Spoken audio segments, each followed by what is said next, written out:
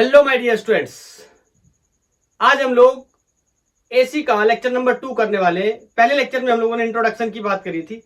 आज हम average, instantaneous और आरएमएस करंट के बारे में बात करेंगे, एज वेल एज वोल्टेज के बारे में बात करेंगे। इन सब चीजों की पढ़ाई करेंगे, समझेंगे क्या है आरएमएस वैल्यू ऑफ करंट, क्या है एवरेज करंट और क्या है इंस्टेंटेनियस करंट। इंस्टेंटेनियस करंट के बारे में मैंने पिछले लेक्चर में भी आपको बताया था। और मैंने एक प्रॉब्लम लिख रखा है जेई मेंस 2021 का। ये कोई इक्वेशन दे रखा है इंस्टेंटेनियस करंट का, I equal to √42 sine 2 pi over capital D into t plus 10। मेरे से कह रहा है आरएमएस वैल्यू बताओ करंट की एम्पियर्स में। आप इस क्वेश्चन को ट्राई कर सकते हो और अगर आपने सॉल्व कर लिया है और आपका आंसर 11 आता है तो आपका आंसर करेक्ट है। ओके, हम लोग इस क्वेश्चन को लेक्चर के लास्ट में सॉल्व करेंगे। सबसे पहले इन टर्मिनोलॉजी को एक्सप्लेन करते हैं, इनमें लगने वाले मैथमेटिक्स को समझते हैं। तो चलिए स्टार्ट करते हैं। मैं इस प्रॉब्लम को हटा देता हूं। इंस्टेंटेनियस करंट, प्रीवियस लेक्चर में हम लोगों ने जब बात करी थी ऑल्टरनेटिंग करंट की, तो मैंने आपको बताया था कि ऑल्टरनेटिंग करंट और ऑल्टरनेटिंग वोल्टेज का एसी फंक्शन ये कुछ इस तरीके से होता है। मैं फेज डिफरेंस को भी मान नहीं रहा हूं, +5 वाला फंक्शन मैंने अभी हटा दिया है। ठीक है, ये वैल्यू है जिसमें मैंने आई नॉट के बारे में बताया था और बी नॉट के बारे में बताया था। मैंने कहा था this is the peak value, maximum value of instantaneous current. This is the instantaneous current. क्यों? ये हमेशा अपने अलग अलग टाइम्स पे इसकी वैल्यू क्या है, अलग अलग। तो जो टाइम डिपेंडेंट है इस वजह से मैं इसको क्या बोल रहा हूं, इंस्टेंटेनियस करंट। मैं इस इंस्टेंटेनियस करंट से आरएमएस और एवरेज वैल्यू को कैलकुलेट करूंगा। तो सबसे पहले तो मैं एक फंक्शन बनाकर तैयार कर लेता हूं एवरेज करंट निकालने के लिए। जब मुझे एवरेज पता चल जाएगा तो उससे मैं आरएमएस निकाल लूंगा। तो सबसे पहला जो डिस्कशन है मेरा वो एवरेज और इंस्टेंटेनियस के लिए है, आरएमएस के लिए बाद में डिस्कस करेंगे। तो ये बेसिक बात मैं आपको बताता हूं। इतना तो सबने पढ़ा है कि करंट को मैं इस तरीके से लिख सकता हूं dq/dt। बोलो, और यहां से dq की value I times of dt। मुझे एवरेज करंट की वैल्यू लिखनी है, तो इसी इक्वेशन में मैं यहां पर इस वैल्यू को डाल देता हूं और समझना क्या बनने की कोशिश करता है। इस dq को हटाकर I dt रख देता हूं। दिस इज I dt अपॉन dt। ये I क्या है, यहां से चूंकि मैंने किया तो ये इंस्टेंटेनियस करंट है और उस इंस्टेंटेनियस करंट की वैल्यू क्या है, ये इक्वेशन के फॉर्म में दे रखी है। अब मुझे निकालना है इसका एवरेज, तो मैं इसको क्या कर दूंगा, इंटीग्रेट। इसको भी क्या कर दूंगा, इंटीग्रेट। अलग अलग टाइम्स के लिए, कभी हाफ साइकिल में, कभी फुल साइकिल में। और एवरेज के लिए मैं इस तरीके का साइन का इस्तेमाल कर सकता हूं। देखो मैं यहां पर बता दे रहा हूं, ऐसे अगर मैं बनाऊं तो ये भी एवरेज है, अगर मैं इसको ऐसे डिनोट करूं तो भी ये एवरेज है, और अगर मैं यहां पर लिख दूं तो भी एवरेज है, या ऐसे बोल दूं ये मीन है तो भी एवरेज है। ये सब डिनोट करने के तरीके। तो इस तरीके से मैं किसी भी साइकिल में एवरेज वैल्यू करंट की कैलकुलेट कर सकता हूं इस एक्सप्रेशन या इस तरीके की हेल्प से।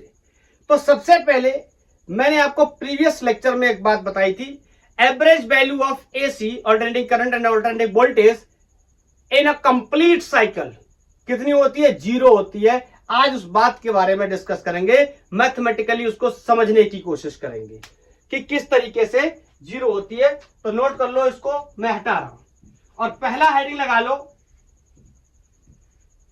Average value of AC in a complete cycle. और आंसर सबको पता है कि 0 आने वाला है। मैथमेटिकली हम समझेंगे कि कैसे 0 आने वाला है। वैसे तो हमें दिखाई दे रहा था, मैंने प्रीवियस लेक्चर में भी बोला था, average value of AC alternating current in complete cycle.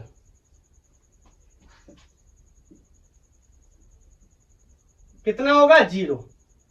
ये आंसर भी क्लियर है और यहां से मैंने आपको ऐसे भी बताया था, ध्यान से देखो, ये पॉजिटिव साइकिल, ये नेगेटिव साइकिल, चाहे करंट की हो चाहे वोल्टेज की हो, तो आधा पॉजिटिव है ग्राफ, आधा नेगेटिव है, तो इस वजह से ओवरऑल क्या है, एवरेज क्या है? 0।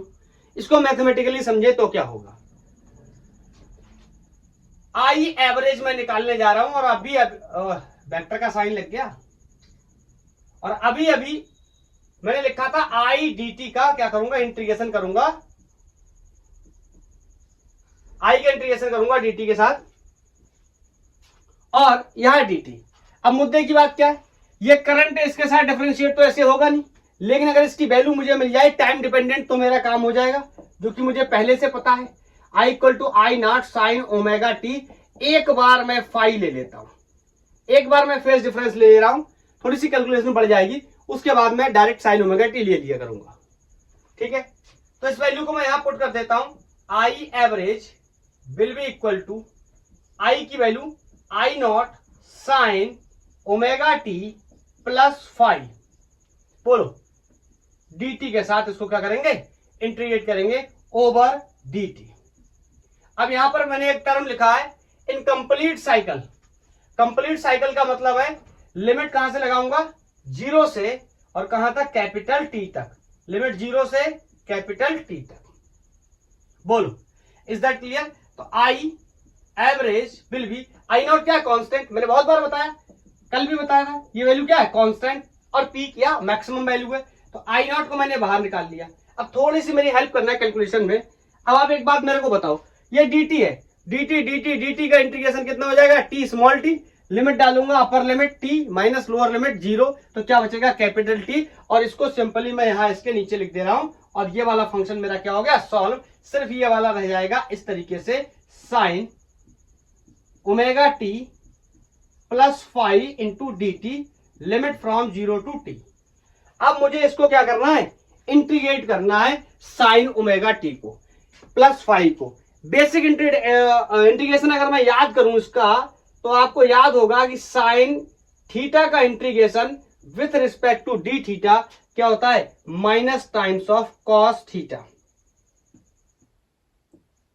बोलो इसमें कोई डाउट नहीं होना चाहिए, लेकिन चूंकि यहां पर यह फंक्शन अलग तरीके से दिया गया है, तो मैं ऐसे लिख सकता हूं कि sine omega t plus five का जब मैं इंटीग्रेशन करूंगा with respect to d t, तो पहले तो साइन का माइनस कॉस हो जाएगा, this will be minus cos omega t plus five. Is that clear? Let me check it is visible और नॉट। Yes it is. बोलो, तो सबसे पहले साइन का माइनस कॉस हो गया। अब ये जो फंक्शन दे रखा है ये एंगल, इसका जब मैं दोबारा से करूंगा, तो मैथमेटिक्स वाले लोगों के लिए ये कोई बहुत चैलेंजिंग काम नहीं है, बहुत ही इजी काम है इस ओमेगा टी प्लस फाइव को दोबारा से इंटीग्रेट करना। जो बायोलॉजी के लोग हैं उनको अगर प्रॉब्लम होती है, तो मैं उनको एक सिंपल बात बता सकता हूं। आप एक बात को दिमाग में रखो, इस बात को आप याद कर लो कि ओमेगा से मैं क्या कर दूंगा, डिवाइड कर दूंगा। Is that clear? बोलो, कोई दिक्कत नहीं होनी चाहिए भाई लोग। मैथमेटिक्स वाले लोगों को बहुत आसानी है पता है, यहां से मैं खोलूंगा, इसका करूंगा, आसानी से हो जाएगा। बोलो चलो, अब ये इंटीग्रेशन उठाकर मैं यहां रख देता हूं, किया हुआ है मैंने ऑलरेडी, और लिमिट्स डालने का काम करूंगा। ये बार बार मेरे से वेक्टर बन जा रहा है, तो मैं ये वाला साइन हटा करके ये वाला यूज करना शुरू कर देता हूं। आई नॉट अपॉन टी। बोलो, इसका इंटीग्रेशन मैंने कर दिया, इतना आया, लिमिट्स डालने का काम बाकी है, तो ये लिख लिया मैंने cos omega t plus five, limit from 0 to t. Omega मैंने डिवाइड किया है, ये माइनस, तो मैं दोनों को बाहर निकाल लेता हूं, माइनस यहां लगा लिया और ओमेगा यहां लिख लिया। ठीक है, अब लिमिट्स डालने का काम शुरू करेंगे। लिमिट, अपर लिमिट माइनस लोअर लिमिट, पहले इस टी की जगह, स्मॉल टी की जगह कैपिटल टी, फिर स्मॉल टी की जगह 0, और ओमेगा की वैल्यू सबको पता है, ओमेगा को या एंगुलर फ्रीक्वेंसी को मैं लिख सकता हूं क्या, 2 पाई अपॉन कैपिटल टी, जरूरत पड़ने पे। तो मैं चाहूं तो यहीं से रिप्लेस कर सकता हूं इसको, और ये value I is equal to minus I not upon 2 pi लिख सकता हूं मैं। जब ओमेगा की वैल्यू यहाँ 2 पाई अपॉन कैपिटल टी रखूंगा, कैपिटल टी से कैपिटल टी एलिमिनेट हो जाएगा। अब मैं यहाँ limit place sorry limit place करने जा रहा हूं। दिस विल बी कॉस, बोलो ओमेगा स्मॉल टी की जगह पहले कैपिटल टी, बोलो प्लस 5, फिर minus lower limit, upper limit तो हो गई कॉस ओमेगा टी, और इस स्मॉल टी की जगह ओमेगा के पहले कैपिटल टी, अब कितना 0 प्लस 5। तो ये मैंने लिमिट लगा दी, समझ पाए। मैं इधर से हटा रहा हूं,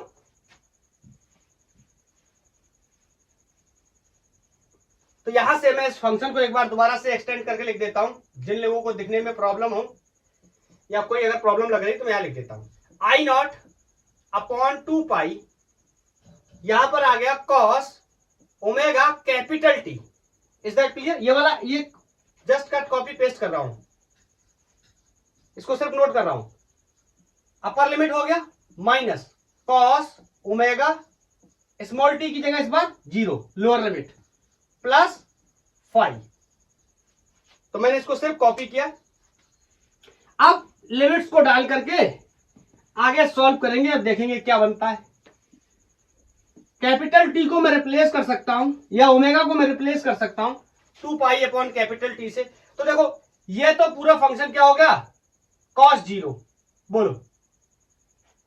तो आई कैन से minus I not upon 2 pi cos omega की जगह में 2 pi upon T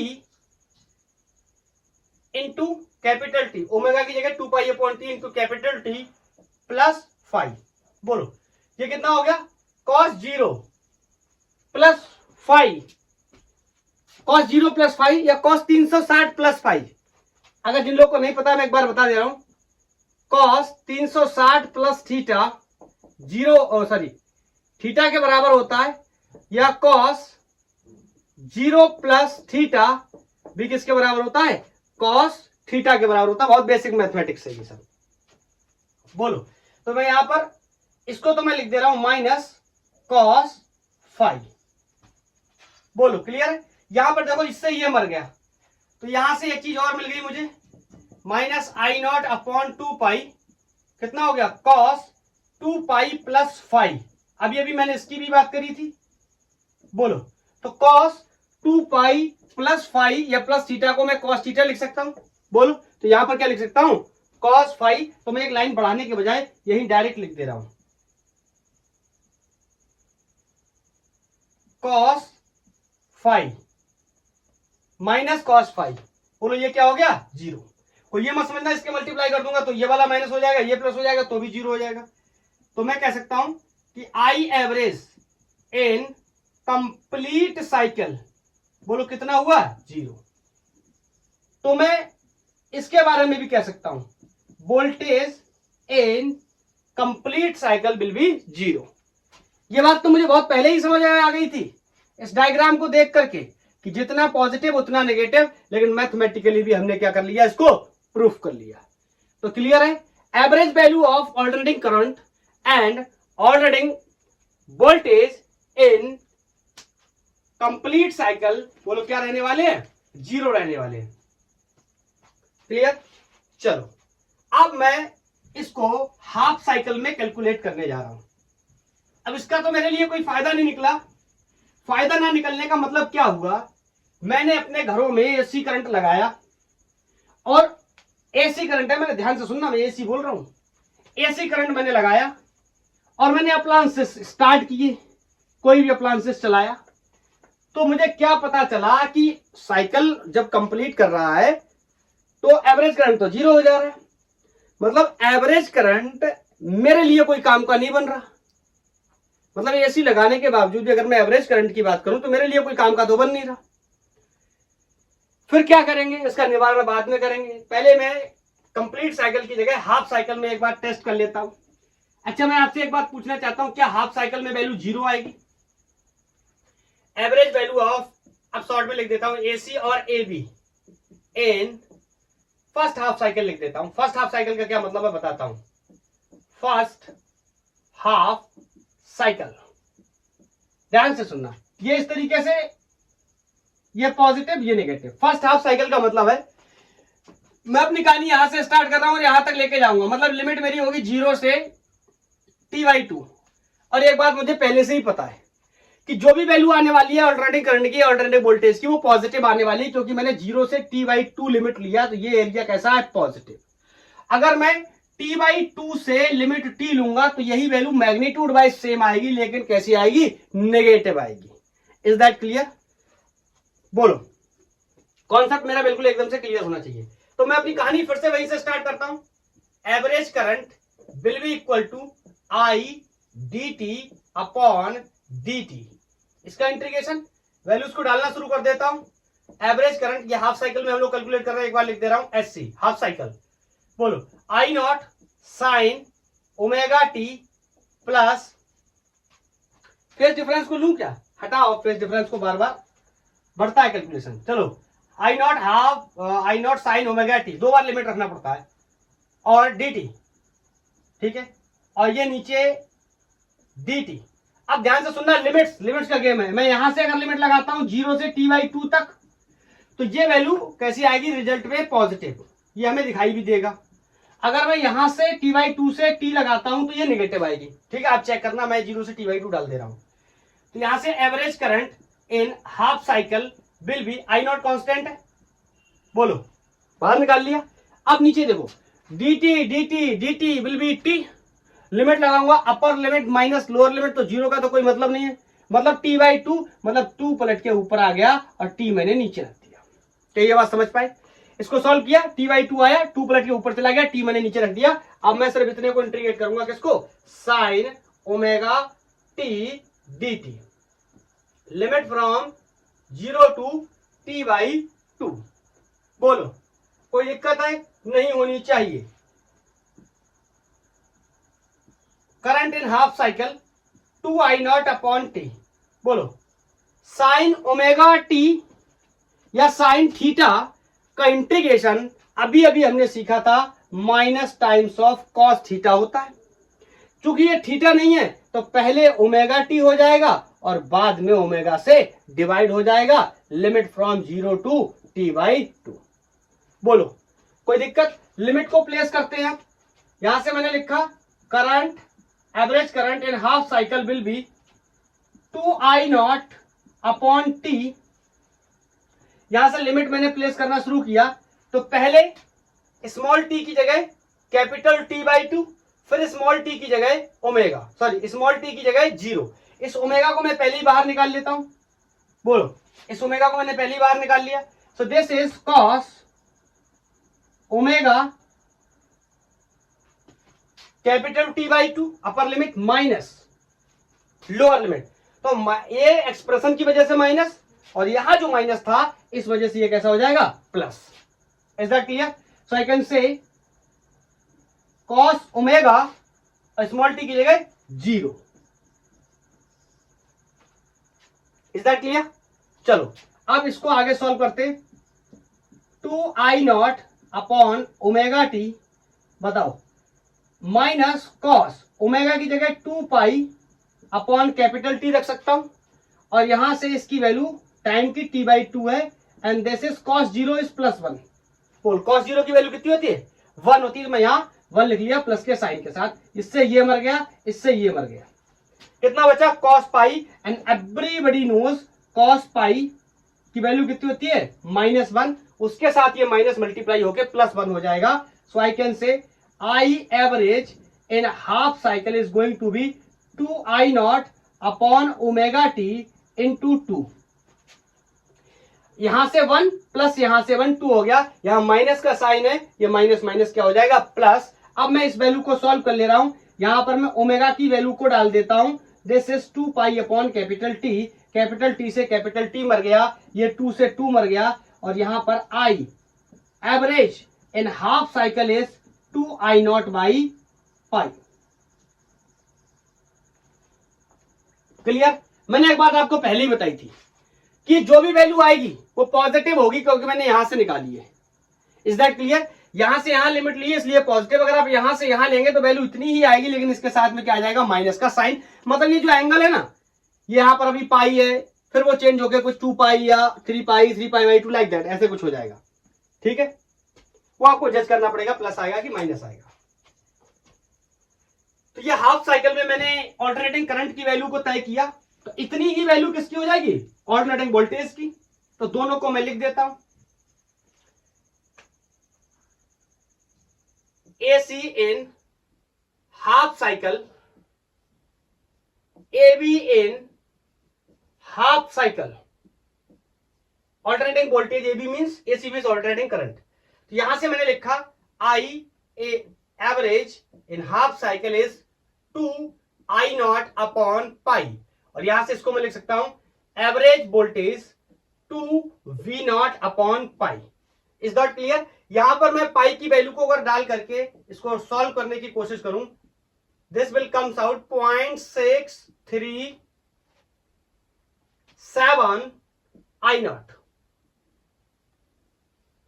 Similarly, average voltage in half cycle 0.637 V naught.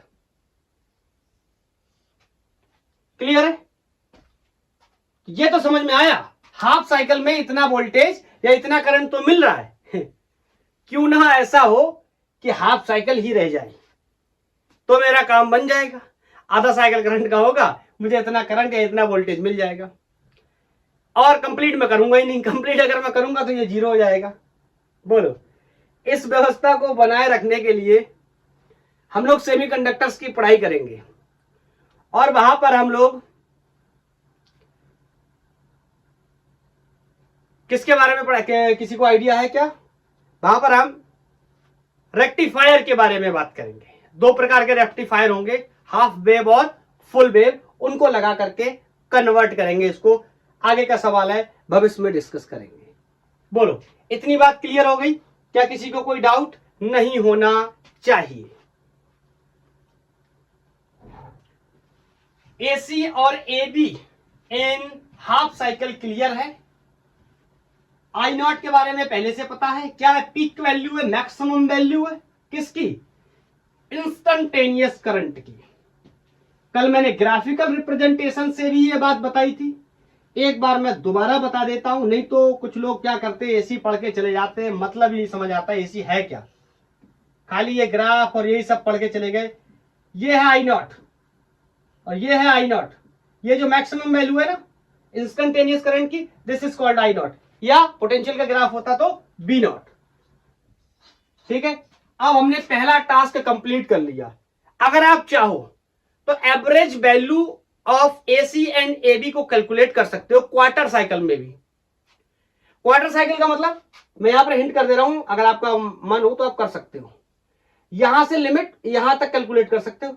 ये टाइम कितना हो गया T/4, ये टाइम कितना हो गया T/2, ये टाइम कितना हो गया 3T/4, और ये टाइम कितना हो गया कैपिटल T।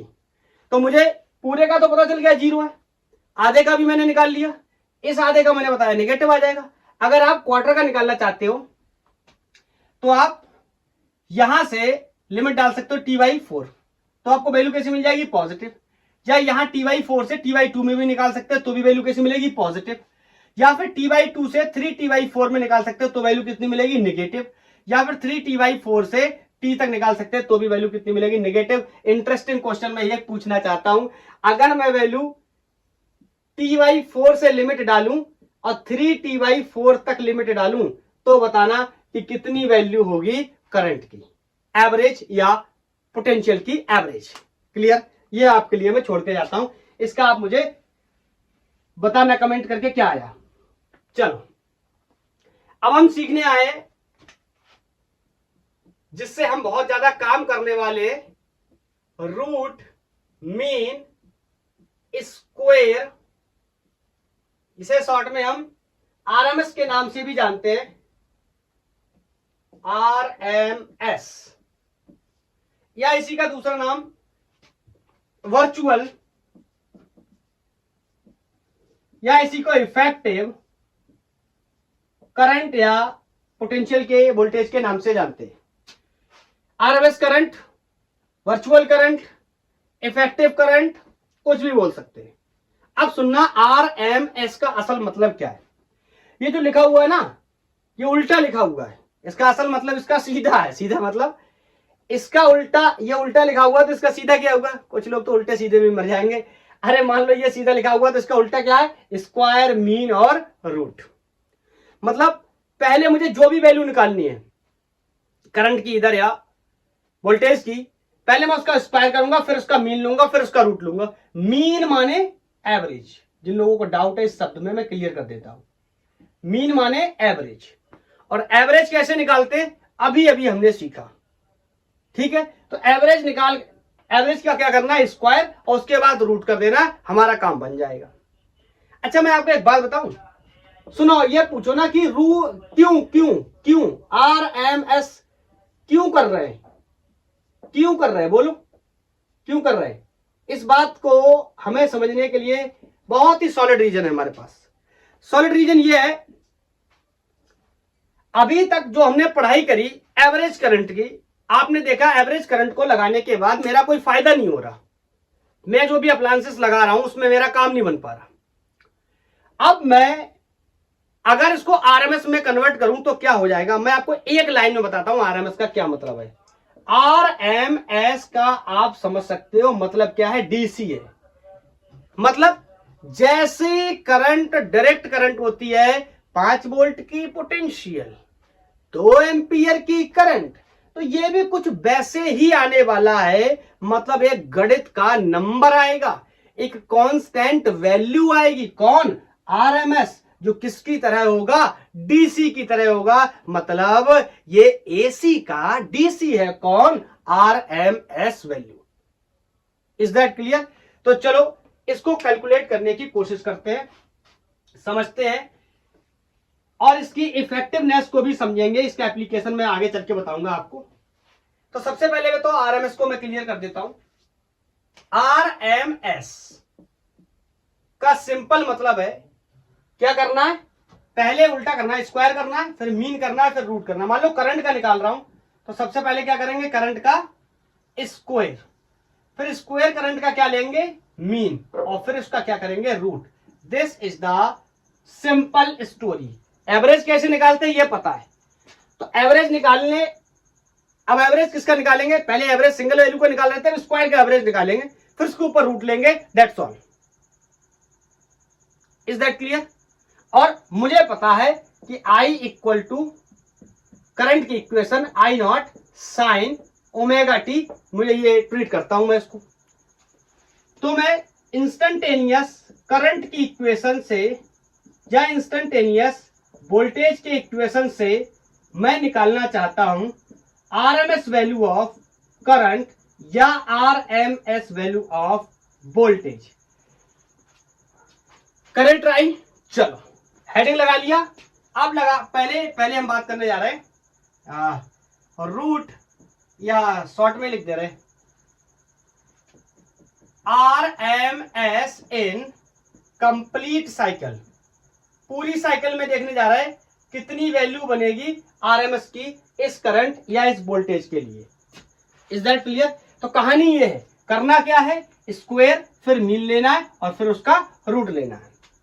तो चलो मैं वैल्यूज को रखना शुरू करता हूं। मेरे को बोर्ड से कई बार साफ करना पड़ेगा, थोड़ा सा कैलकुलेटिव है। चलो तो ये पहले तो मैं ये करने चला, तो मैं इसको स्क्वायर कर लेता हूं। सबसे पहले करंट लेने जा रहा हूं, तो this will be I not sign square omega T. बोलो अब मैंने क्या लेना है, इसका एवरेज। बोलो फिर मैंने इसका क्या लेना है, रूट। बोलो, और ध्यान से सुनना, ये एवरेज कैसे लिखता था अभी मैं सीख के आया हूं। तो इस एवरेज का साइन हटा करके मैं इसको कुछ इस तरीके से भी लिख सकता हूं। चलो मैं रूट की जगह पावर हाफ कर देता हूं, ठीक है, तब ज्यादा समझ आएगा। देखो I dt अपॉन dt, बोलो ये क्या था, एवरेज निकालने का तरीका। और एवरेज का क्या करना है मुझे, स्क्वायर, पहले स्क्वायर करना है फिर एवरेज निकालना है। तो मैंने इसका क्या कर लिया, मान लो स्क्वायर, फिर एवरेज निकाल लिया, और उसके बाद इस पे क्या लगा दिया, रूट लगा दिया। तो मैं वैल्यूज को डाल दे रहा हूं, फिर शायद ज्यादा समझ में आएगा हमें। मैं यहां डायरेक्ट वैल्यूज से ही काम करता हूं। तो बोलो I not square sine square theta या sine square omega t upon d t. Limit हम कहां से काम कर रहे हैं, 0 से t, कंप्लीट साइकिल में हम काम कर रहे हैं। और इसके पूरे की पावर हमें कितनी लेनी है, हाफ, क्योंकि बाद में हमें क्या लगाना पड़ेगा, इसमें रूट लगाना पड़ेगा। बोलो क्या किसी को कोई डाउट है? बिल्कुल भी नहीं होना चाहिए। बोलो ठीक है, करें सॉल्व अब।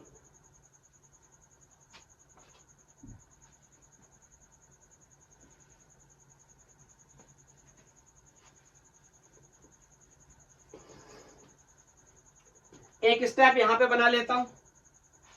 देखो इसकी तो कहानी बहुत सिंपल है, d t d t d t will be t always, और लिमिट फ्रॉम 0 टू टी।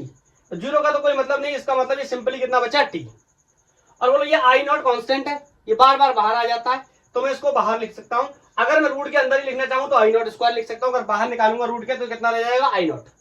तो मैं इसको एक स्टेप रिड्यूस करके कुछ इस तरीके से लिख दे रहा हूं, I R M S is equal to I not square by t, ठीक है, और integral of sine square omega t with d t limit from t 0 to T.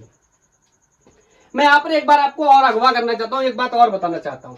कई बार ऐसा होगा, अभी तो मैं आपको आर्टिकल ड्राइव करके बता रहा हूं, जब भी मैं क्वेश्चंस की प्रैक्टिस करूंगा तो मैं क्या कर लिया करूंगा, आई आर एम एस से पहले मैं क्या कर लिया करूंगा, आई एम एस, मतलब पहले मीन स्क्वायर करंट निकाल लिया करूंगा और उसके बाद इसमें रूट लगा दिया करूंगा, दैट्स ऑल। ये मेरे लिए काम मैं वही कर रहा हूं, मतलब आपको समझा रहा हूं कि मीन स्क्वायर कर लूंगा, उसके बाद रूट लगा दूंगा, मेरा काम हो जाएगा, बहुत जल्दी मैं आंसर कर लिया करूंगा। और ये जो इंटीग्रेशन है अभी मुझे करके सॉल्व करना पड़ेगा, सब कुछ करना पड़ेगा, वैल्यू एक स्टैंडर्ड निकालना पड़ेगा। फिर मैं आपको कुछ टेक्निक्स बताऊंगा जो न्यूमेरिकल प्रैक्टिस में काम आएगी। इतने इतने बड़े इंटीग्रेशन हम वहां नहीं कर पाएंगे, टाइम बहुत कंज्यूम होगा इस वजह से। चलो अब आप मेरे को बताओ, sine square omega t with respect to d t, मैं इसको अब ऐसे तो इंटीग्रेट कर नहीं पाऊंगा, तो इसके लिए मेरे पास एक तरीका होता है, cos 2 थीटा के 3 फॉर्मूले होते हैं, अगर आपको याद हो। मैं उनमें से आपको एक याद दिलाना चाहता हूं, कौन सा वाला, 1 - 2 साइन स्क्वायर थीटा, याद आया? तो अगर यहां से मेरे को साइन स्क्वायर थीटा की वैल्यू लिखनी हो इन केस, तो ये इधर जाएगा, this will B 1 - cos 2 theta upon 2। ऐसे तो लिख सकते हैं ना, अरे यहां पर 2 था उसको मैंने डिवाइड कर दिया, लेकिन यहां पर नहीं है, कौन,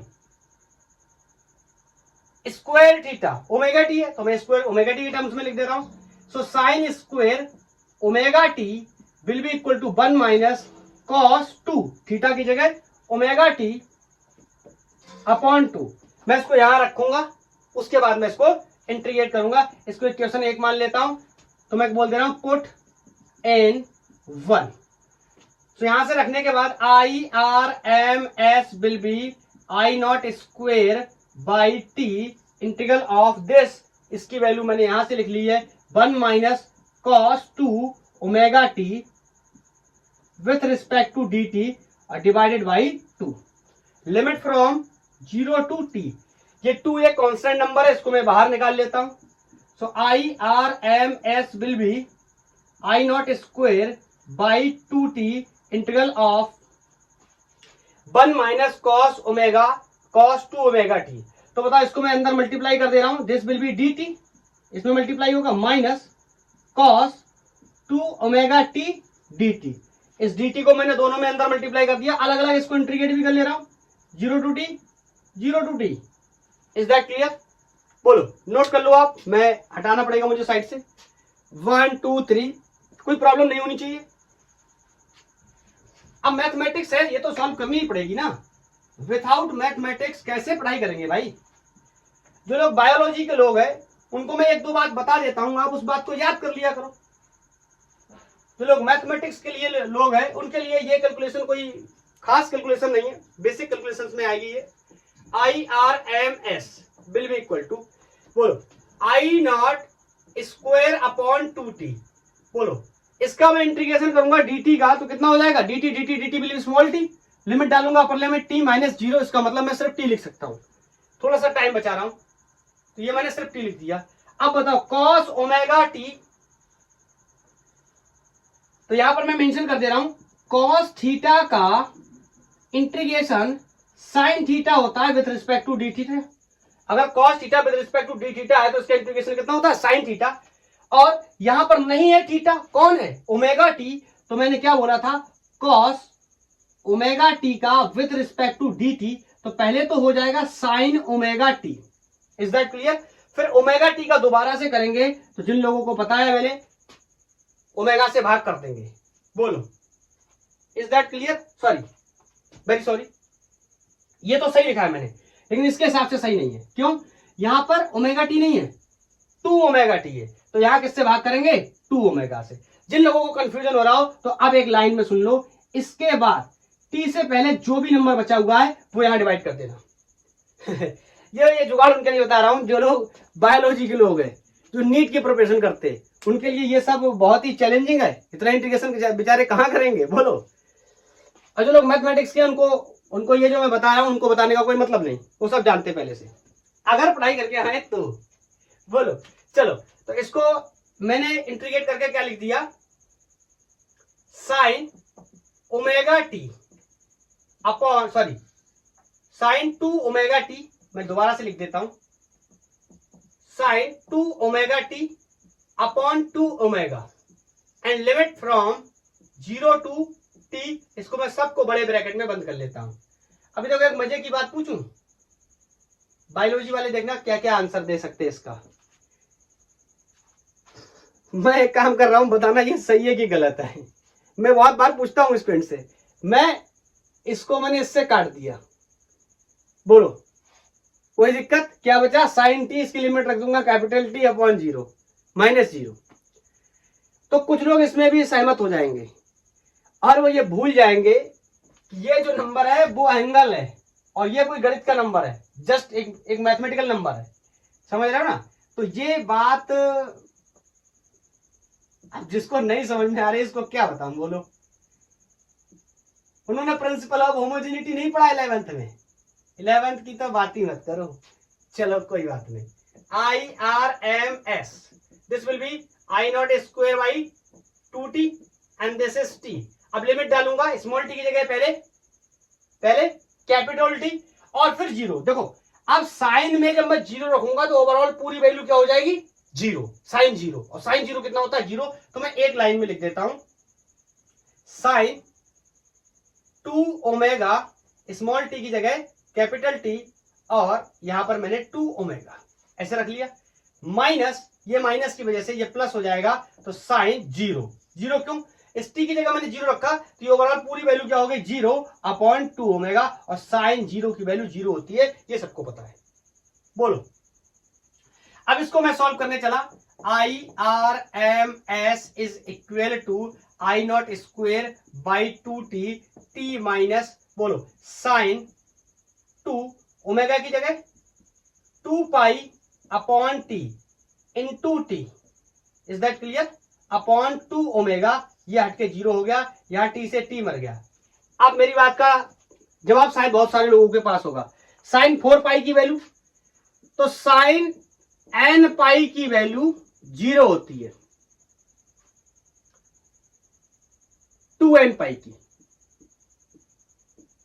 यहां n 0 से स्टार्ट होता है, 1 से लेकर और जहां तक भी लेके जाना चाहेंगे। अगर 0 रख देंगे तो सब 0 हो जाएगा, n की वैल्यू 1 रख देंगे तो 2 पाई हो जाएगा, 360 0 होता है, 4 पाई 0 हो जाएगा, 6 पाई 0। बोलो, 2n पाई 0। बोलो, इसका मतलब ये वैल्यू भी क्या हो गई, 0। अरे ऊपर 0 तो 0 से डिवाइड करेंगे तो ये भी 0।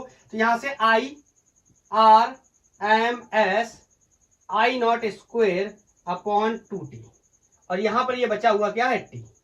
इस t से t मर गया, और हमें बदसलूकी में एक चीज मैं भी भूल गया और आप भी भूल गए, आई थिंक। क्या भूल गए, हमें IRMS निकालना था तो हमें इसके ऊपर पावर हाफ रखनी चाहिए थी, क्योंकि ये क्या है, ये तो MS है, जब तक रूट नहीं लगाऊंगा तब तक R नहीं आएगा, ठीक है। तो ये क्या है, MS है अभी तक, तो इसमें मुझे को रूट बनाना है, तो रूट मीन स्क्वायर, तो हाफ से क्या करेंगे, मल्टीप्लाई। ये पहली बात तो यहां से पावर आएगी, यहां से लाइक दिस। तो अब सिंपली यहां कर दे रहा हूं कि यहां पर पावर कितनी होगी, हाफ, यहां से पावर कितनी होगी, हाफ। Is that clear? अब ये सबको पता है, आसानी से सॉल्व कर सकते हैं।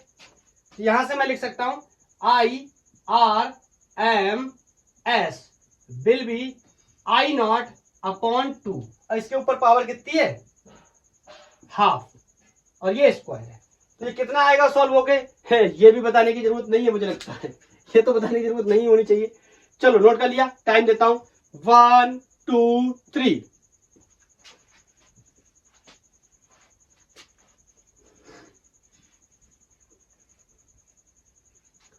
तो बताओ, IRMS मतलब RMS वैल्यू मुझे मिल गई, किसकी, करंट की, तो इतनी वैल्यू पोटेंशियल की भी होगी। तो आई कैन से IRMS will be I0, power को हटाऊंगा, अपॉन √2, ये हो गई करंट की RMS वैल्यू। ऐसे ही मुझे पोटेंशियल की RMS वैल्यू लिखनी हो तो मैं लिख सकता हूं क्या, V0/√2, this is the value of potential. तो किसी की RMS वैल्यू कैसे निकालेंगे, तो उसका सिंपल तरीका तो यही है, स्क्वायर करेंगे, मीन निकालेंगे, फिर रूट करेंगे। और अगर इंस्टेंटेनियस करंट या instantaneous voltage I equal to I0 sine omega t ऐसा फंक्शन है, या V equal to B0 sine omega t इस तरीके का फंक्शन है, तो मुझे बार बार सॉल्व करने की जरूरत नहीं है, मैं यहां से डायरेक्ट लिख सकता हूं कि इसकी RMS वैल्यू I0/√2 V0/√2। मैं दोबारा से बता दे रहा हूं, I0 and V0 are the maximum या फिर पीक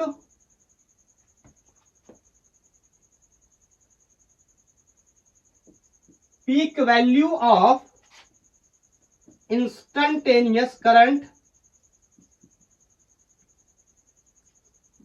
लाइट की वजह से डिस्टरबेंस हो गया गाइस, उसके लिए एक्सट्रीमली सॉरी। चलो दोबारा से कैरी करते हैं, I0 and V0 are the maximum या फिर peak value of instantaneous current end voltage.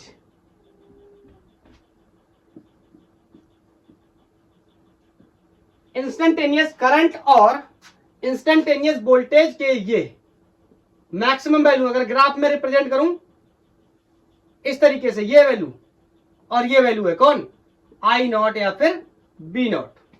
Is that clear?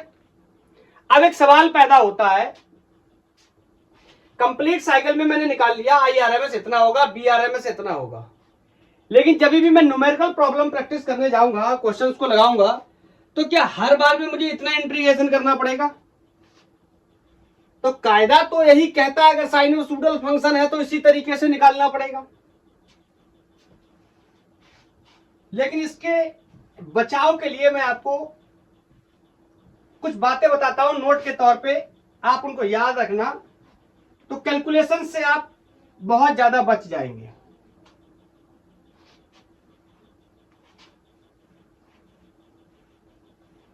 कौन कौन सी बातें, लगा लो note.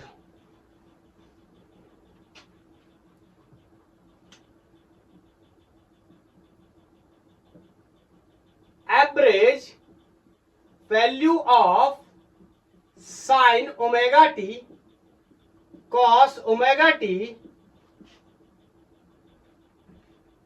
Sign 2 omega t and cos 2 omega t, इस तरीके के अगर फंक्शंस दे रखे और मुझे उसका एवरेज निकालना, मतलब इसके साथ I0 वगैरह को जुड़ा हुआ है, कोई न्यूमेरिकल वैल्यू 5 6 इस तरीके से, और इनका एवरेज निकालना है, तो जब भी मैं इनका एवरेज, इनका मीन निकालने जाऊंगा, इनका एवरेज या मीन हमेशा 0 आएगा।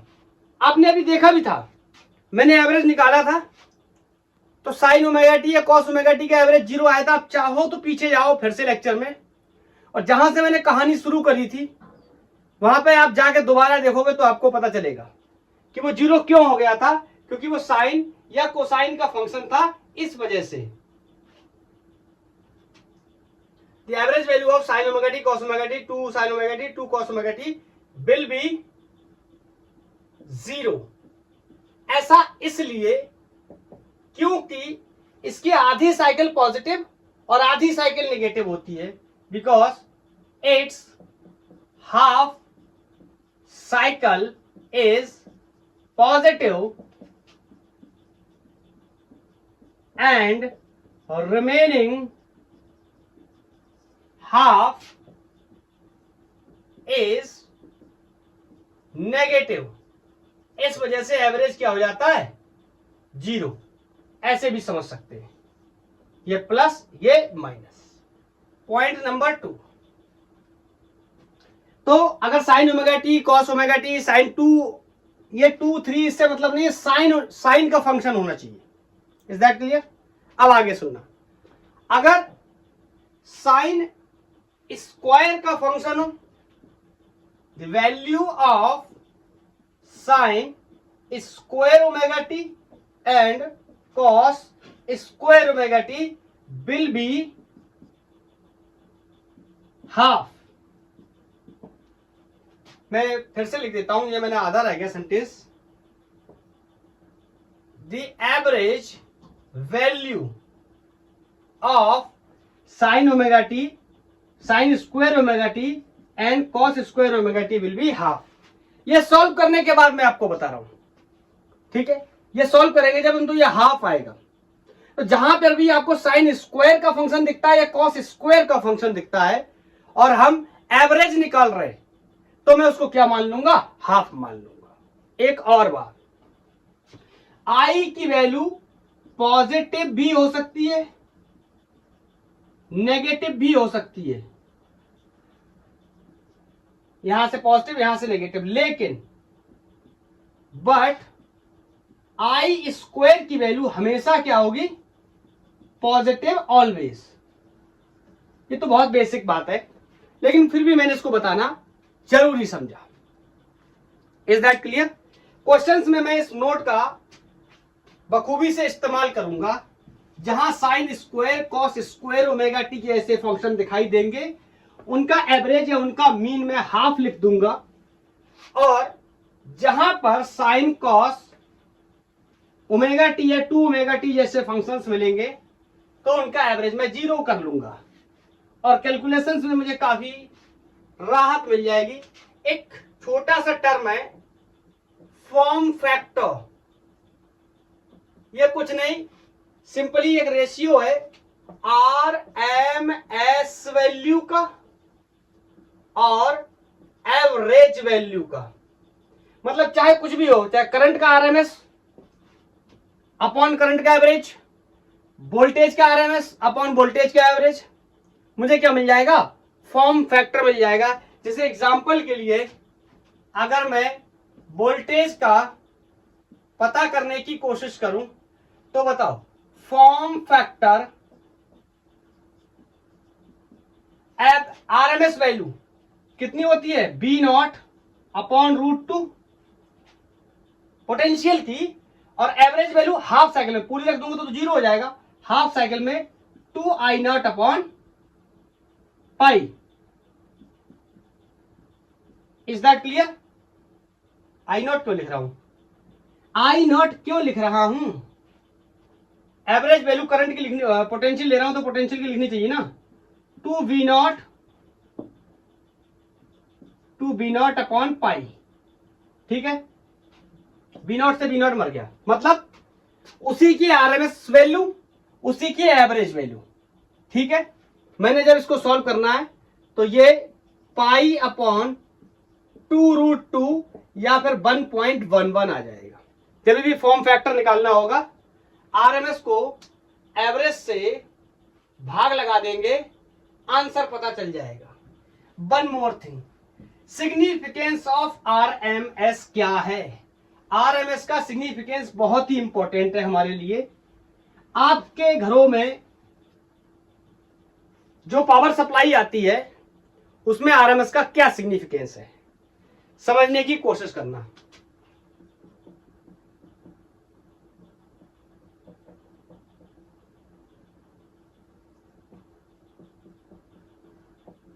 आरएमएस का सिग्निफिकेंस चाहे करंट हो या वोल्टेज हो, मैं सिंपली इतना कहना चाहता हूं कि अगर आरएमएस वैल्यू को फ्लो कराया जाता है किसी रेसिस्टर के अक्रॉस, तो जो हीट डेवलप्ड होगी उतनी ही हीट डेवलप्ड होगी जितना अगर मैं उसके अंदर डीसी करंट को फ्लो करा दूं। इसीलिए मैंने लेक्चर जब शुरू किया था तो मैंने बोला था एसी का आरएमएस ही क्या है, डीसी है। बोलो,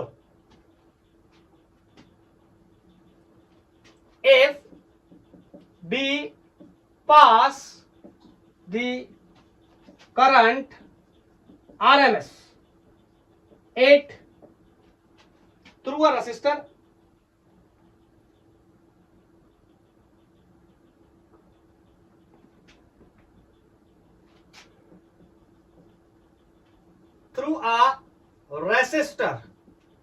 बोलो क्या होगा, it will produce same heat as DC। जितना डायरेक्ट करंट पैदा करता है उतना ही ये भी पैदा करेगा। चलो मैं इसके मैथमेटिकली समझ लेता हूं। अगर डिफरेंशियल टर्म्स में लिखना चाहूं तो I square R d t, बोलो H equal to I square R t होता है, बोलो H equal to I square R t, या फिर मैं T को स्मॉल मान के इस तरीके से लिख ले रहा हूं, नॉट डी टी करके इस तरीके से, बोलो। और मैं अगर इसको क्या कर दूं, इंटीग्रेट कर दूं, तो मेरा काम बन जाएगा। आई स्क्वायर क्या हो जाएगा, आई नॉट साइन ओमेगा टी, इसका क्या स्क्वायर, बोलो। तो अगर मैं इसको इस तरीके से लिखूं, हीट प्रोड्यूस, शॉर्ट में बता दे रहा हूं ये सब, इंटीग्रेशन के बाद H आई स्क्वायर की value I square sine square omega t upon d t. मैं क्या कर रहा हूं बताता हूं, इसका इंटीग्रेशन, इसका इंटीग्रेशन, इसमें आर रेसिस्टेंस टी टाइम है तो मैं इसको बाहर निकाल ले रहा हूं आर, और टी को मैं कैपिटल टी कर लेता हूं, मान ले रहा हूं पूरी साइकिल हो गई। सुनना मैंने ये क्या लिखा है, और अगर मैं इस तरीके से इसका एवरेज ले लूं तो ये कहानी आपको जानी पहचानी नहीं लगती। यही तो क्या है, यही तो आरएमएस है, बोलो। तो मैं कह सकता हूं कि H will be I square R M S into t, बोलो। और जब मैं डीसी में बात करता था तो H equal to I square R t, यही तो होता था डीसी के लिए। एसी की बात करूंगा तो इस आई की जगह कौन आ जाएगा, आई आर एम एस, क्योंकि आई ही आर एम एस है in case of AC. Everybody knows this thing. तो मैं यहां पर स्पेशली मेंशन करना चाहता हूं ये बात, heat produced by AC during a cycle, एक कोई भी साइकिल मार्क कर लूं, will be same as DC. DC में साइकिल तो होते नहीं, तो डीसी जितना हीट प्रोड्यूस करता है या डीसी का करंट जितना हीट प्रोड्यूस करता है उतना ही एसी का करेगा। इसका मतलब मैं कह सकता हूं डीसी ही कौन है, आर एम एस, इधर करंट और वोल्टेज। क्लियर है, यह सिग्निफिकेंस है। अब मैं आपको यहां पर एक और बात बता देता हूं ताकि आपका कॉन्सेप्ट बिल्कुल क्लियर हो जाए। हटाता हूं इसको। आपने घरों में सुना होगा कि हमारे घरों में जो सप्लाई आती है वो 220 वोल्ट की आती है। बोलो, आपने जो भी अप्लायंसेस खरीदते हैं आप, उन सारे अप्लायंसेस पे एक बात मेंशन होती है कि 220 वोल्ट का पोटेंशियल इस पे लगेगा, और सब पे इसलिए लिखी होती है क्योंकि हमें पता है घरों में जो वायरिंग होती है वो पैरेलल में होती है। एंड एवरीबॉडी नोज कि पैरेलल में पोटेंशियल क्या होता है, सेम होता है। इस वजह से सारे अप्लायंसेस पे ये लिखा हुआ होता है। हम क्या करते हैं, बात करते हैं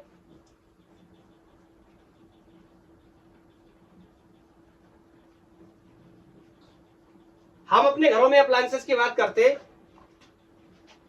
तो उसमें जो पावर सप्लाई है हम क्या बोलते हैं कि 220 वोल्ट की सप्लाई आ रही। इसका मतलब समझे क्या है, ये 220 क्या है, मैं आपको 3-4 ऑप्शन देता हूं। ये इंस्टेंटेनियस करंट है, ये एवरेज करंट है, ये आरएमएस करंट है, ये कौन सी करंट है। तो आपका आंसर होना चाहिए दिस इज आरएमएस वैल्यू, क्योंकि ये क्या है, एक सिंपल गणित का नंबर है, मैथमेटिकल एक कांस्टेंट नंबर है। और मैथमेटिकल कांस्टेंट कौन पॉसिबल हो सकता है, आरएमएस, क्योंकि यही क्या है, डीसी की तरह काम कर रहा है। तो अब क्या आप मेरी बात समझ पाए। तो घरों में आने वाला ये जो पोटेंशियल है ये एक्चुअली किसकी वैल्यू है, आरएमएस की वैल्यू है। अगर मैं ऐसे साइकिल बनाऊं तो बताओ, मैं साइकिल में आरएमएस तो डिनोट कर नहीं सकता, मैं यहां क्या डिनोट कर सकता हूं, पीक वैल्यू को मेंशन कर सकता हूं। तो मैं आपसे कहूं इसकी पीक वैल्यू कितनी हो जाएगी, तो ये तो अभी अभी मैंने ड्राइव किया है, मैं पढ़ के आया हूं, V R M S equal to B not upon root two. बोलो तो यहां से मैं बी नॉट निकालना चाहूंगा, this will be under root 2 times of B R M S under root 2 into 220 volt, और ये वैल्यू 311 वोल्ट आती है। मतलब हमारे घरों में आने वाला जो पोटेंशियल है वो एक्चुअली में उसकी मैक्सिमम वैल्यू कितनी हो सकती है, या हम ऐसे भी बोले उसकी मैक्सिमम इंस्टेंटेनियस, ऐसे उसकी मैक्सिमम इंस्टेंटेनियस वैल्यू कितनी हो सकती है, 311। तो v equal to B not की जगह मैं 311 साइन ओमेगा टी इस तरीके से भी लिख सकता हूं। तो जो 220 मैं समझता हूं वो एक्चुअली में कितना है, 311 तक फ्लक्चुएट करता है, 311 तक की मैक्सिमम वैल्यू को दे सकता है। बोलो क्लियर है। एक बात मैं आपको और बताना चाहता हूं, मैंने आरएमएस निकालने का तरीका बताया आपको, लेकिन अगर मैं कहूं कि 10 का आरएमएस कितना होगा, अभी तक तो हमने आरएमएस निकालना सीखा किसी इंस्टेंटेनियस करंट का, 10 का आरएमएस कितना होगा। देखो ये एक मैथमेटिकल नंबर है, तो इसका आरएमएस निकालने के लिए पहले मुझे क्या करना पड़ेगा, 10 का क्या करना पड़ेगा स्क्वायर, फिर उसका क्या करना पड़ेगा मीन, फिर उसका क्या लेना पड़ेगा रूट। मेरी बात समझे। देखो 10 का मीन कुछ नहीं होगा, क्यों नहीं होगा, क्योंकि 10 एक कांस्टेंट वैल्यू का कोई मीन या एवरेज नहीं होता, और ये रूट से स्क्वायर मर जाएगा, तो 10 का आरएमएस कितना आएगा, 10। मैं ये बताना चाहता हूं अगर किसी गणित के नंबर का हम आरएमएस निकालने जाएंगे तो उसकी वैल्यू कितनी आएगी, उतनी ही आने वाली है, क्योंकि कांस्टेंट वैल्यू में कोई भी एवरेज वैल्यू पॉसिबल नहीं है, और अगर एवरेज वैल्यू नहीं है तो उसका आरएमएस भी पॉसिबल नहीं है। क्यों, आरएमएस क्या है, सिंपली स्क्वायर करना, रूट करना, स्क्वायर से रूट मर जाएगा तो वैल्यू उतनी ही बाहर निकल के आ जाएगी। बोलो इज दैट क्लियर। तो ये हमने पूरी कहानी डिस्कस कर ली आरएमएस और एवरेज करंट के बारे में, इंस्टेंटेनियस करंट के बारे में। अब कुछ न्यूमेरिकल प्रॉब्लम्स ले लेते हैं सो दैट हम इस कॉन्सेप्ट को समझ पाए कि हम कैसे कैलकुलेट कर सकते हैं।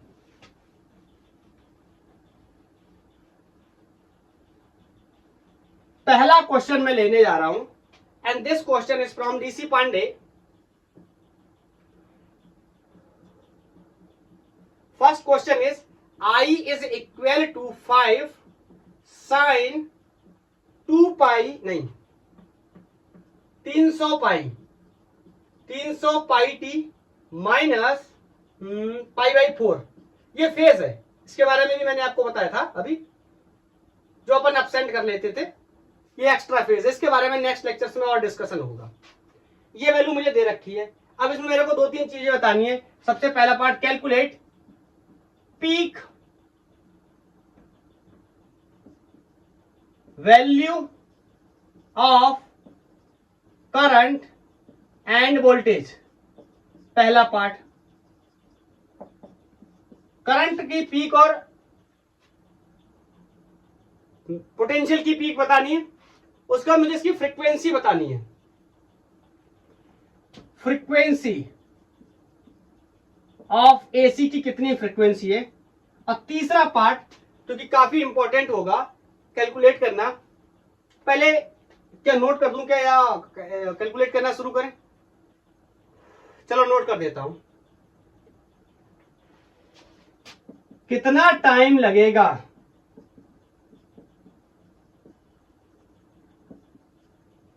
मैक्सिमम वैल्यू से करंट की और आरएमएस वैल्यू तक जाने में,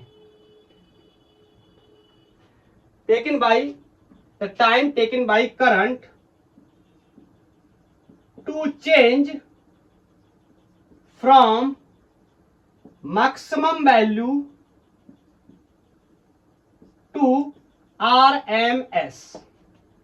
कितना टाइम लगेगा मैक्सिमम से आरएमएस तक जाने में। ठीक है, अब ट्राई करो एक एक करके। पहला पार्ट देखो, ये तो बहुत ही छोटी छोटी बातें, इनके बारे में तो हम अभी डिस्कस कर लेते हैं। मैं अपने स्टैंडर्ड से कंपेयर कर लेता हूं, I equal to I naught sine omega t plus minus five, ऐसे लिखता था मैं। बोलो अब यहां पे कंपेयर करोगे तो आई नॉट की वैल्यू तो मुझे यहां क्लियरली दिखाई दे रही, बोलो कितनी है 5। मैक्सिमम वैल्यू पूछी गई थी करंट की और पोटेंशियल की, तो करंट की मैक्सिमम वैल्यू कितनी हो गई, बोलो 5। पोटेंशियल की नहीं, करंट की बतानी चाहिए ना, करंट का फंक्शन दे रखा है। ठीक है, दूसरा है एसी की फ्रीक्वेंसी बताओ, तो ये देखो ओमेगा की जगह कितना है, बोलो बोलो बोलो 300 पाई। तो 300 पाई किसकी वैल्यू है, एंगुलर फ्रीक्वेंसी की, और सबको पता है कि एंगुलर फ्रीक्वेंसी को मैं 2 पाई एफ लिख सकता हूं, बचपन से पढ़ते चले आ रहे हैं। दिस विल बी 300 पाई, पाई से पाई मर गया, इससे ये मर गया, तो फ्रीक्वेंसी कितनी आ गई 150 हर्ट्ज, 150 हर्ट्ज आ गई। बोलो पार्ट 2 भी सॉल्व। पार्ट 3 करो सॉल्व, तब तक मैं बोर्ड को साफ करता हूं। मेरे से कह रहे कितना टाइम लगेगा करंट को मैक्सिमम से आरएमएस तक जाने में। कर लिया ट्राई, 1 2 3। चलो अब समझते हैं इसको हम कैसे सॉल्व करेंगे।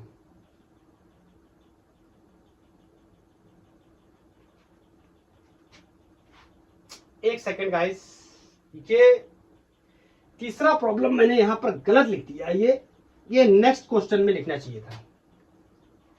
इसमें आप तीसरा पार्ट ये कर लो कि एवरेज करंट कितनी है, इसमें आप एवरेज कर लो, अभी वो भी करेंगे, नेक्स्ट में कर लेंगे। एवरेज करंट कितनी है, तो एवरेज बहुत ही आसान है मेरे लिए, मैं लिख सकता हूं क्या, आई आर एम एस। अच्छा क्या बताना है, तीसरा पार्ट एवरेज करंट, तो बताओ एवरेज कैसे बता सकते, this will B 2 I not upon pi, और आई नॉट की वैल्यू कितनी है 5, तो ये हो गया 10 upon pi ampere. Is that clear. पहला क्वेश्चन था, बेसिक क्वेश्चन लिया है, क्वेश्चन को अभी टफ कर देंगे थोड़ा सा। नेक्स्ट क्वेश्चन, इसमें एक्चुअली में वो था, मैंने पहले लिख दिया, गर्मी बहुत है गाइस। चलो नेक्स्ट क्वेश्चन है, ये एससीबी का प्रॉब्लम है, एससी वर्मा का problem number 2। A resistor of 20 ohm is connected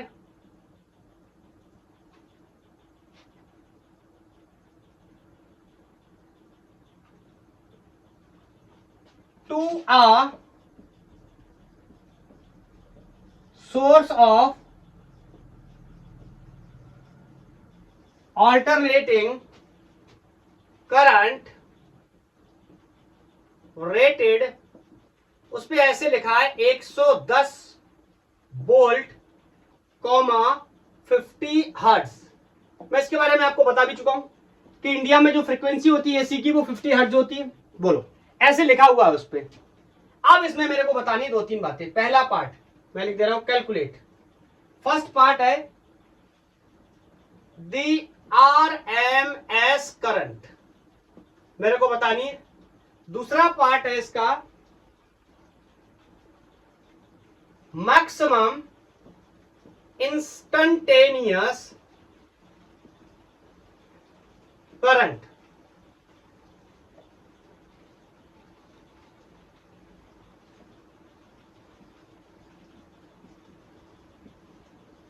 maximum instantaneous current बतानी है रजिस्टर में कितनी होगी। और तीसरा पार्ट वही वाला पार्ट जो मैं वहां पहले लिख दिया था मैंने, the time taken by current to change from maximum value to RMS। ठीक है, ये 3 प्रॉब्लम्स है, इसमें 3 पार्ट है इसके, एक एक करके लगाना शुरू करते हैं। तो पहला आप लगाओ, ट्राई करो, फिर उसके बाद दूसरा करेंगे। तो पहला करो 1 2 3, पहला हो गया, चलो पहला हो गया। और जिसका आंसर अगर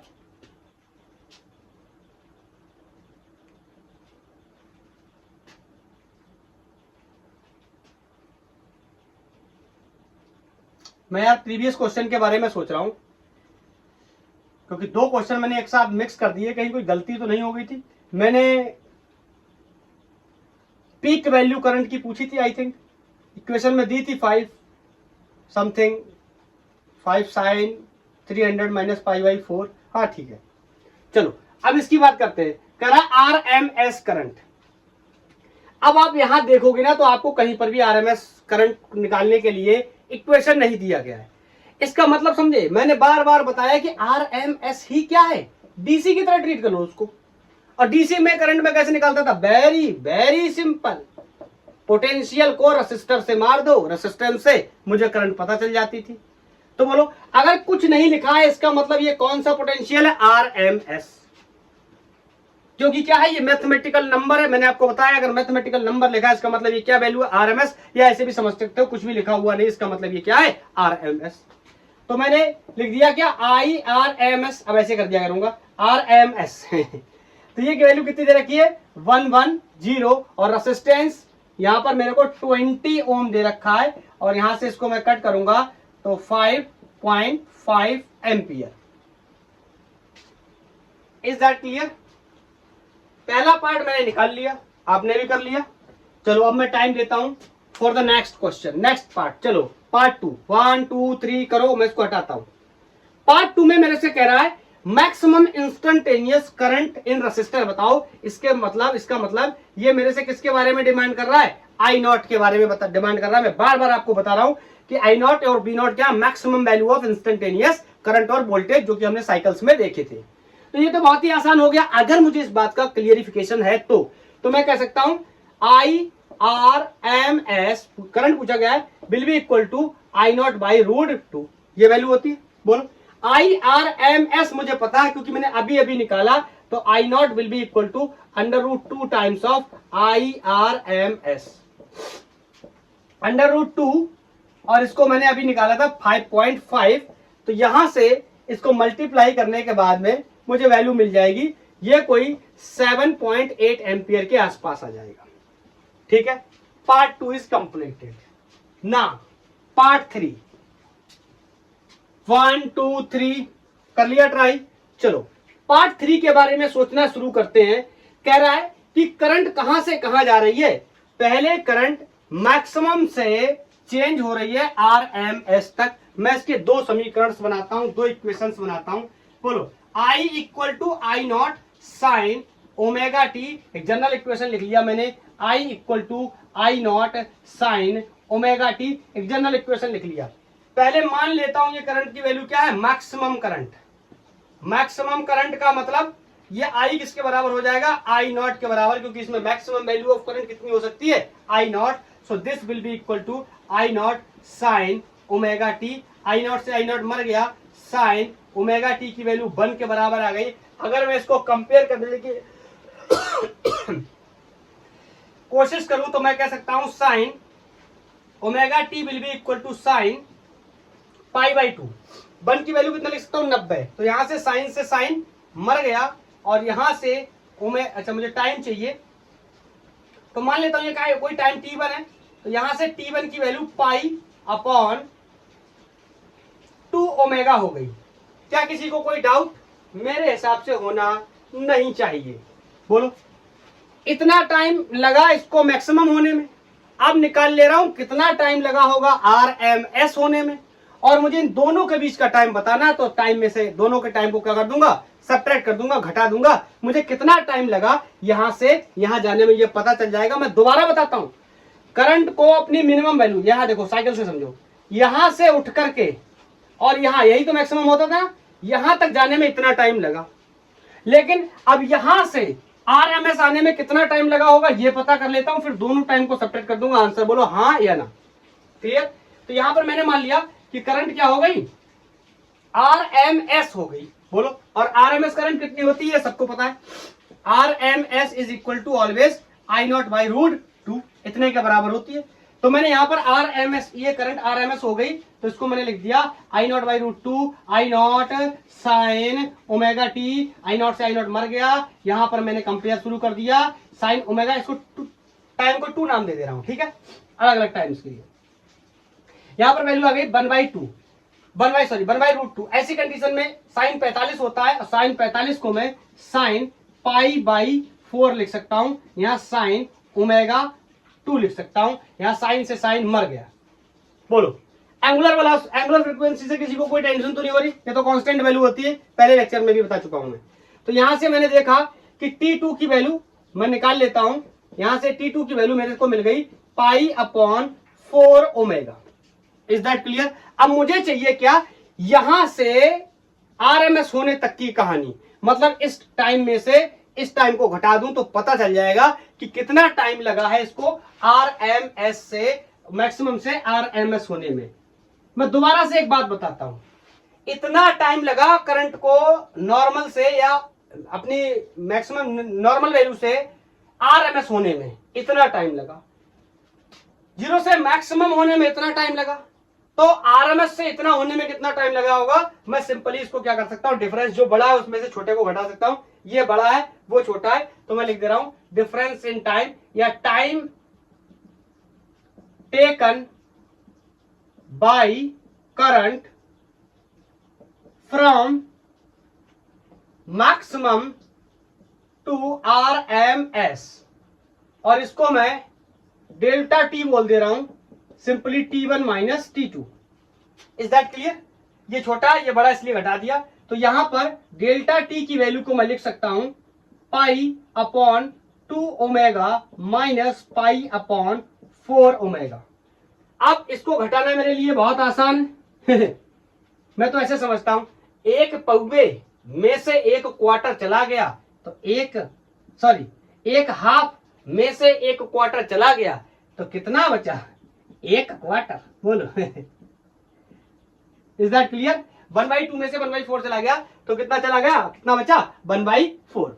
ऐसे समझते हैं, एक हाफ में से एक क्वार्टर, सर क्वार्टर नहीं, गंदी बात नहीं, क्वार्टर, बोलो इज दैट क्लियर? हाँ, अगर आप चाहो तो यहां पर सारी वैल्यूज को पुट कर दो, तो मैथमेटिकली आंसर आपको सेकंड्स में भी मिल जाएगा, that will be equal to 2.5 second I think, ठीक है? तो मैथमेटिकल आंसर्स लिखने में तो कोई प्रॉब्लम होनी नहीं चाहिए, क्योंकि मेरे को यहां पर ओमेगा ही तो निकालना है। ओमेगा को मैं लिख सकता हूं क्या, 2πf, फ्रीक्वेंसी मुझे दी है कितनी, 50, तो कितना हो गया 100π, ठीक है? तो यहां पर ओमेगा की जगह मैं कितना रख दूंगा, 100π, पाई से पाई मर जाएगा, और यहां से हमारा आंसर बन जाएगा।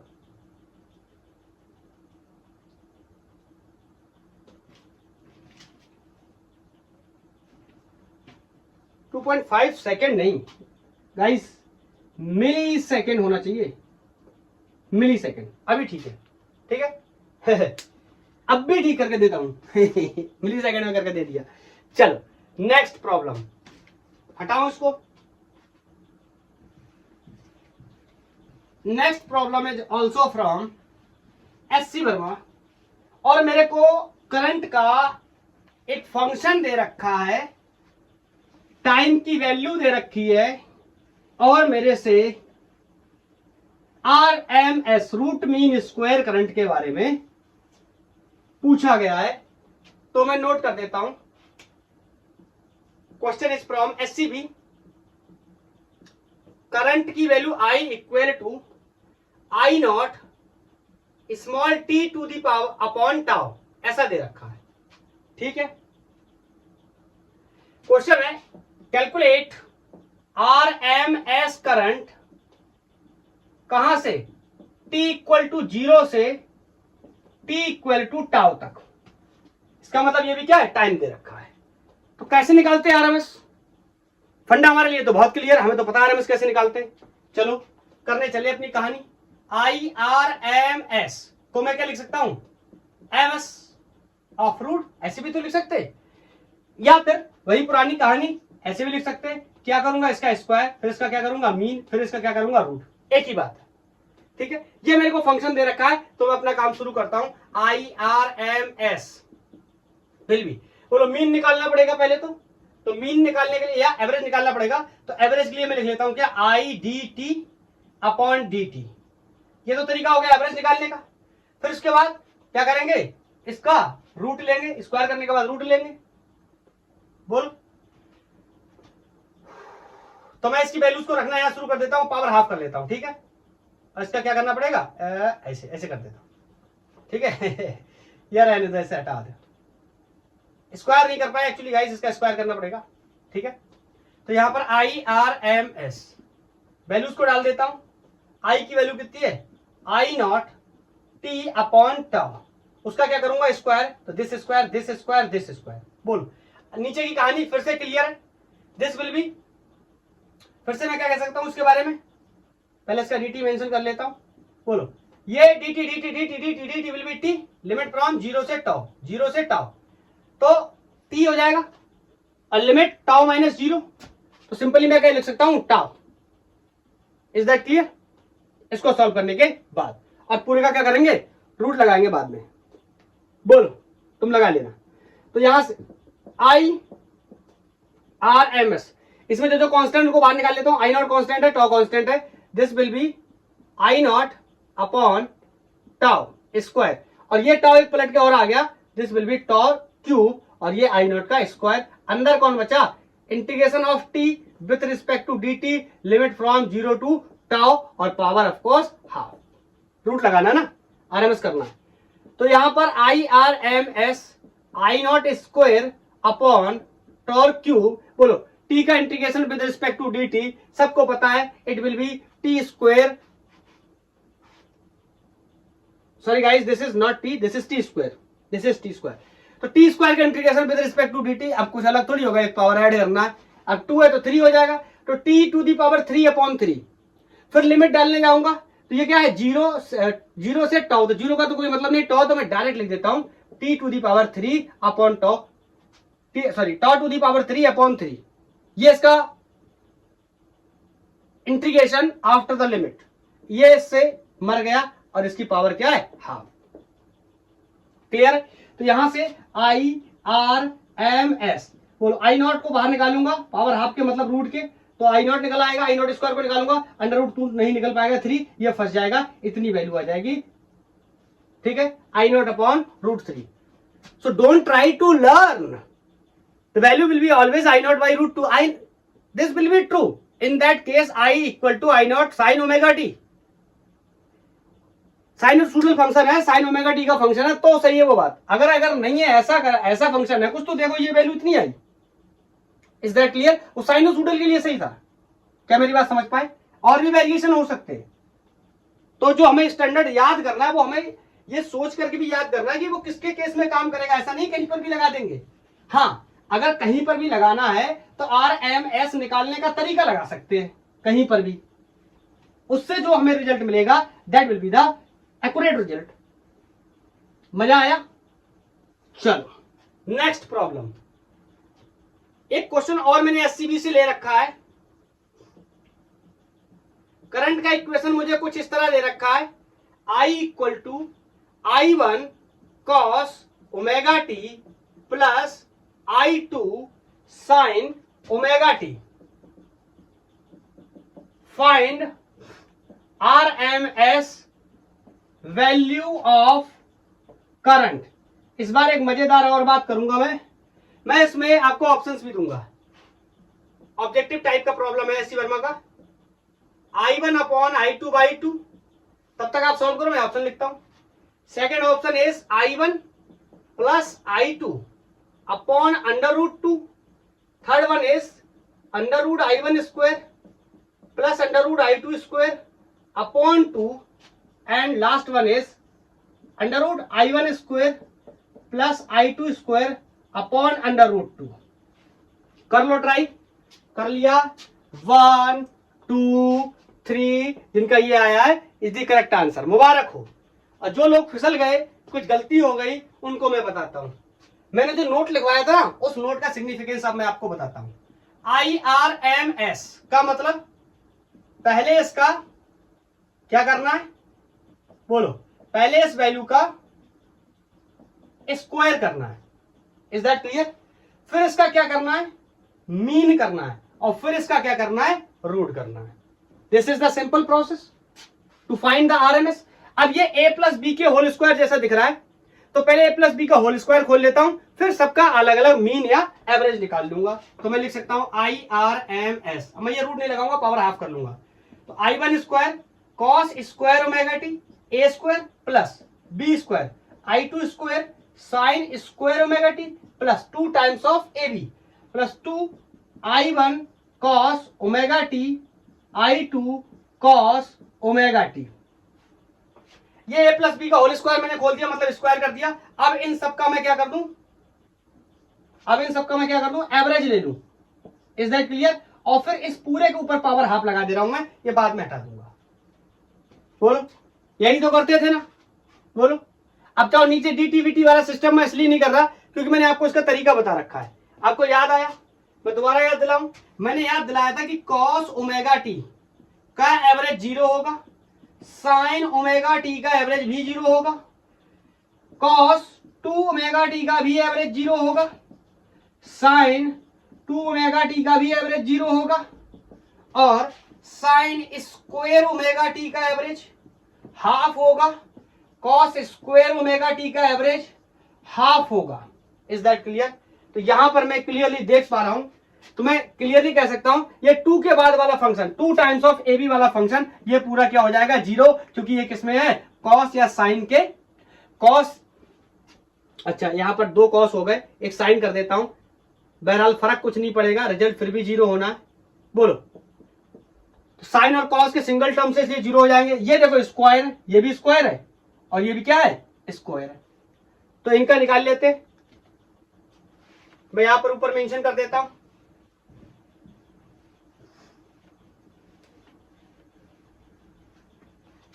तो यहां से IRMS, अब मेरे लिए सिर्फ इतना फंक्शन बचा, I1 कॉस ओमेगा टी इसका स्क्वायर, अब इसका मेरे को मीन लेना है, plus I2 square sine square omega t, इसका मेरे को मीन लेना है।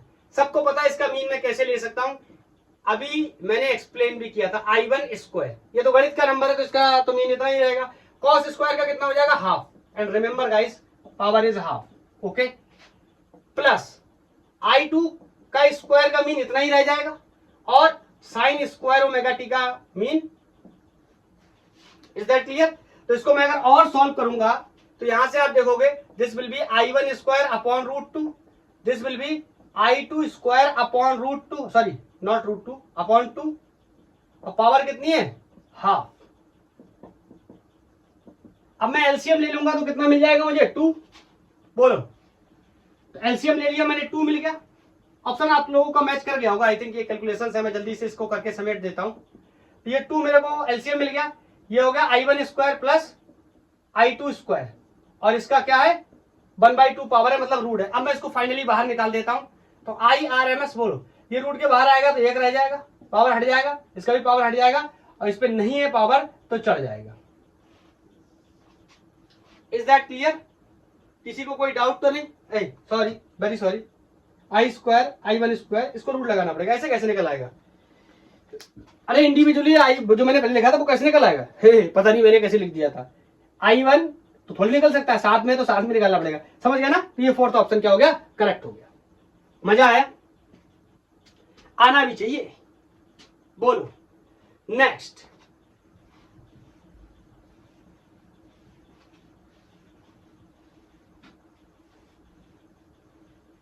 One more problem from SC Verma. This question is also from SCB. Question है कि I1 equal to I0 sine omega t, मुझे ये फंक्शन दिया है, और I2 is equal to I0 sine omega t, इसका कोई फेज इसमें और ऐड कर दे रहे हैं, मान लो π/3। मेरे से पूछ रहा है क्या दोनों के RMS वैल्यू सेम होंगे? Will the RMS current of both same? Answer of course yes. कुछ लोग को डाउट हो रहा हो तो मैं पहले से बता देता हूं। Answer of course yes. कैसे?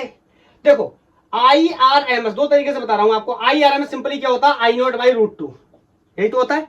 इसमें भी आई नॉट है और इसमें भी आई नॉट है, तो दोनों ही केसेस में इतनी ही वैल्यू आने वाली। पहला तरीका, या आप नहीं मान लो इनकेस जज कर पाए और आप उस अपने ऑथेंटिक मेथड पे चले गए, IRMS IDT अपॉन DT और लिमिट लगा करके आप इसको सॉल्व करने लगे, तो भी आंसर वही आएगा। जब आपका इसका स्क्वायर करने जाओगे, इसका स्क्वायर करोगे, इसका आरएमएस इसका स्क्वायर करोगे, फिर इसका मीन निकालोगे, इसका स्क्वायर करोगे, इसका मीन निकालोगे, ये क्या हो जाएगा? Sine square. ये भी क्या हो जाएगा? Sine square. इस फेस से कोई फर्क नहीं पड़ता मुझे, बोलो। और साइन स्क्वायर का आरएमएस कितना, एवरेज कितना हो जाएगा? हाफ, और इसका भी एवरेज कितना हो जाएगा? हाफ। तो भी ये वैल्यू यही लौट के वापस आ जाएगी। क्लियर है? बोलो नेक्स्ट वन। जो क्वेश्चन मैंने मेंशन किया था बोर्ड पे, शुरुआत में हुक किया था, जिससे हमने लेक्चर की शुरुआत करी थी, अब उस प्रॉब्लम की भी बात कर लेते हैं और फिर इस लेक्चर को टाटा बाय बाय बोल देंगे। क्वेश्चन था जेई 2021 का, कोई प्रॉब्लम था, यहां पर दे रखा था under root 42 sine 2 pi upon t, कुछ इस तरीके से दे रखा था, इंटू स्मॉल टी प्लस 10। ये मेरा कोई एक करंट का इक्वेशन था और कहा गया था the RMS value of this current is इतने एम्पियर। डैश वाला क्वेश्चन ऐसा होता है, छोड़ देते हैं यही में, वो वाला। अब देखो इसको अगर ध्यान से समझोगे ना, तो इसमें करंट में दो इक्वेशंस दे रखी हैं, ध्यान से समझने की कोशिश करो। ये इंस्टेंटेनियस करंट है और ये कैसा है? ये कैसा है? आप कह दो ये डीसी करंट है तो भी एक ही बात है, आप कह दो ये आरएमएस करंट है तो भी एक ही बात है। पूछो क्यों? क्योंकि ये कांस्टेंट ईएमएफ की करंट है, सॉरी कांस्टेंट मैग्नीट्यूड की करंट है। तो कांस्टेंट मैग्नीट्यूड की करंट का मतलब या तो डीसी करंट हुआ या तो ऑलरेडी आरएमएस हुआ। तो अगर आपसे मैं कहूं कि 10 का आरएमएस कितना होगा, या ऐसे कह सकता हूं मैं, this is the function of I1 plus I2, ऐसा बोल सकता हूं, जिसमें I1 की वैल्यू under root 42 sine 2 pi upon capital t into t है और I2 की वैल्यू 10 है। क्या आप समझ पाए मेरी बात को? अगर मेरे को इसका आरएमएस निकालना है, इसका आरएमएस, अभी इसी नंबर से ही मैंने आपको समझाया था कि 10 का आरएमएस अगर मुझे निकालना पड़ जाए तो बोलो कितना हो जाएगा? 10 ही रहेगा, कांस्टेंट नंबर है। इसका आरएमएस निकालना पड़ जाए तो बहुत ही आसान है।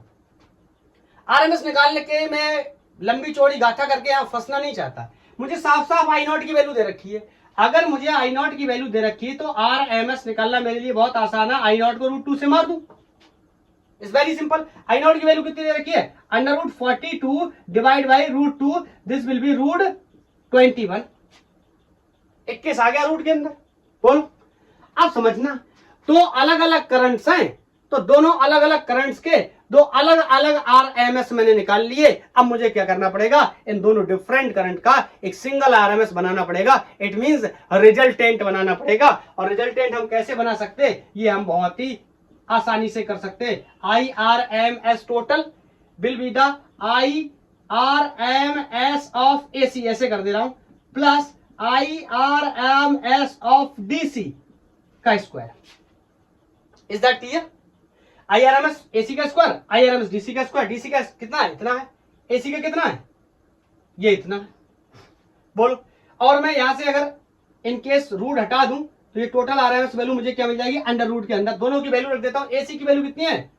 अंडर रूट 21 का स्क्वायर प्लस इसकी वैल्यू कितनी है? 10 का स्क्वायर। बोलो, तो इस आरएमएस को जब मैं सॉल्व करने जाऊंगा, this will B 21, this will B 100। तो यहां से IRMS की वैल्यू 121 अंडर रूट के अंदर बाहर निकालने पे पता चला कि कितनी आ रही है? 11 एम्पियर। यही मैंने आपको बताया था ना कि अगर इतनी वैल्यू आपकी आती है तो आपका करेक्ट आंसर है। बोलो, मजा आया? इंस्टेंटेनियस एवरेज और आरएमएस एकदम कॉन्सेप्ट क्लियर हो जाना चाहिए। मैंने बहुत ही अच्छे अच्छे प्रॉब्लम्स डीसी पांडे और एससी वर्मा से छाट करके आपको कराया ताकि आपको कॉन्सेप्ट क्लियर हो। बोलो, तो आज की कहानी यहीं तक, मिलते हैं नेक्स्ट लेक्चर में। तब तक के लिए थैंक यू, धन्यवाद। पढ़ाई करते रहिए।